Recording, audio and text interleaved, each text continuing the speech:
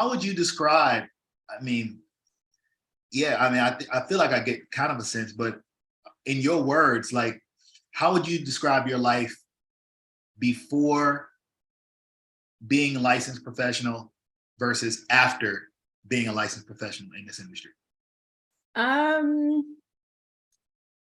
would describe my life, I think now I'm more of a go-getter.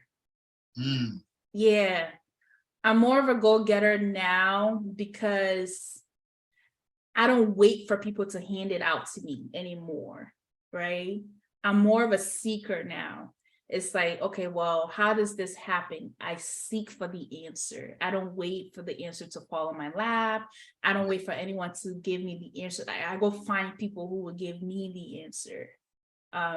So that's, and now I think I'm more like mentally, I'm so strong mentally at this point that I wasn't before. Like, I feel like at this point, no matter what anyone says right now, I'm just like, okay, that's your opinion. You know, that's the way you see it. Like, I'm just on a different level now, mentally and emotionally now than I was like before I became an agency owner. I mean, the corporate world is a different world, but once you get into owning your own agency, is a complete different beast. And you have to create like a certain space, a certain wall mentally and emotionally, right? To make sure that you are going, right? Where, because if you think about it in corporate, right? If you're sick, right?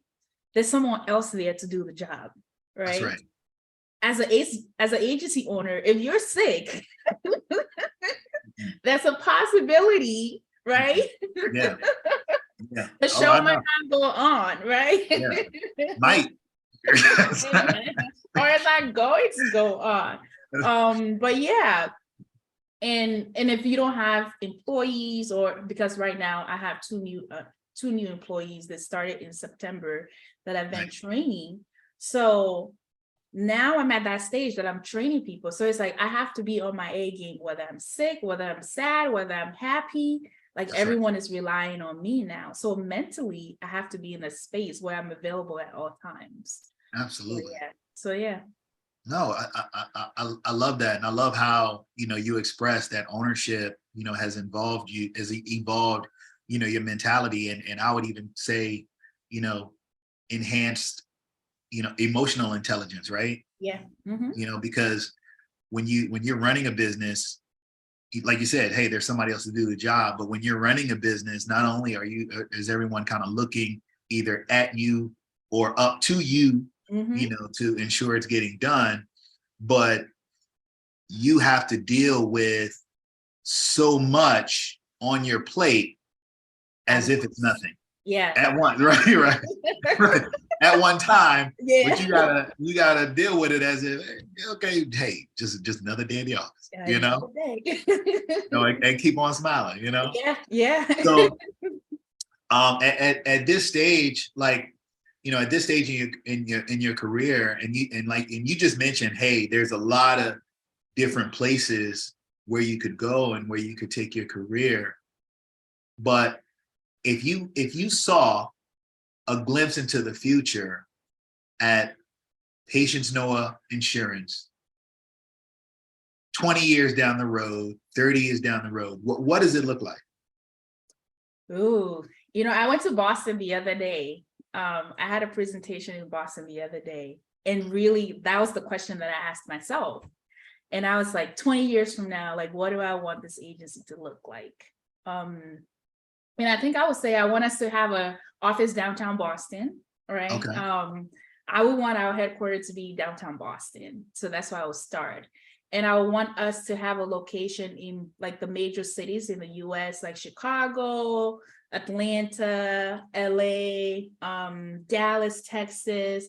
So I would want to be in those major cities. You're just trying to write off some vacations. Come on. Perhaps maybe have an international branch somewhere. Hey, you never know. Wings is nice, you know. Yeah. No, but honestly, and I've been thinking, again, like, and also as I walk around, I'm like, okay, these hospitals, like who insure these hospitals? Like who insure the universities? Like who insure these places, right? And those are the questions that I keep asking myself, and I know I'm going to go find out. Yeah, no doubt.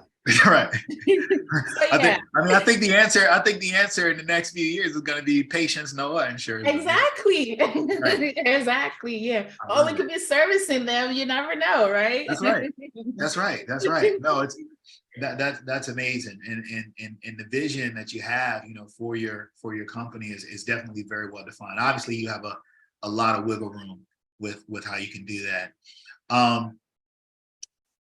As we kind of round things out, I'd love for you to share, you know, something that, you know, you would give to someone who is new in the industry, or maybe even someone who's not quite in yet, but has maybe thought about it and considering joining this industry. What kind of words would you have for them? Yeah, I mean, one thing that I would say to you, or words of encouragement that I would have for you, is just be focused. There's so many things that could steer your attention away. There's just so many things that can distract you in this industry. In order for you to succeed, you need to be focused. And you need to have your ears need to be shut to like negative voices. And those negative voices might not be coming from outside. That voice may be inside of you, right? So, and I tell people that sometimes, for me at least, my worst enemy is not out there. My worst enemy is what's inside of me. It's the voices inside of me that I have to fight off every single day. I don't care what people out there say about me. It's what I say about myself every single day. That's what's most important to me. And sometimes people forget that you are the one who's your own worst enemy. You're the one that can tell yourself, okay, I could do this, or I don't have what it takes to do this. But as long as you can look within yourself and you know that I can do this, yes, this industry is tough. I'm not going to sugarcoat it. I'm not going to lie to anyone and say like it's easy. You're going to start making like profit like your first 3 years or 5 years. Like, no, you are going to be broke for a while. And that is the truth. But here's 2 things. Find people that you trust, that you can talk to during those tough times that will uplift you. And 2, don't be afraid to take risks. Don't be afraid to pivot. If something is not working, don't hang on to it for too long. Pivot. Yeah, be flexible to pivot, and pivot quick. That's how you're going to succeed. That's how you're going to survive in this industry. And also, don't be afraid to ask for what you want in this industry. Listen, if you don't ask for what you want, no one is going to give it to you. That's right. Insurance is all about you asking for what you want, but then also making sure that you're not rubbing anyone's feathers as you're asking for what you want, right? Because it's a small world and everybody knows everyone. Right? So yeah, so ask for what you want and be honest. Don't take shortcuts. I think where a lot of people go wrong is they get too stressed out about the fact that they're not making money, and they start doing wrong things. And I've heard a lot of wrong things that people have done to customers out there. Don't take any shortcuts. Do it the right way and it's going to pay off. Yes, you might not grow as the guy next door because you don't know what he's doing on his books. That's right. That's right. Yeah, right. You don't know. You don't know how much of his E&O he gonna have to be using. Exactly. You don't know what he's doing down the street. Right. And at the end of the day, do things the right way and focus on what you're doing. Yes, there's a lot of insurance agencies out there, but people do business with people they like. Make sure you find your niche. Make sure you find your community that will support you, and focus on that and grow your business through that. But don't be afraid. It is hard work, but it's doable. People have done it for many, many years. Many years. Think about those companies that have been around for 100 years, 30 years, 40 years, 50 years, right? they can do it, and so can you. Don't be afraid to do it. I love it. I love it. I love it. Wise words from Patience Noah here. Hey, look, please share your contact information, agency information, how people can reach you on social media. You know, just anyone who wants to just touch and connect with you, how can they get in contact with Patience Noah? Yeah, so if you want to reach me on social media, I'm on LinkedIn, I'm on Instagram, I'm on TikTok, we're on Facebook as well. You can find us at Patience Noah Insurance. Once you type it in on all those platforms, we're going to pull up. And you can follow me. If you want to send me an email, you can send me an email at info@patienceNoah.com. Once you go on one of those platforms, you should be able to find my email. Absolutely. And then if you want to call me, you can find my phone number on those on those platforms as well. She said, don't just blow her up, you know, call if it's a serious inquiry only.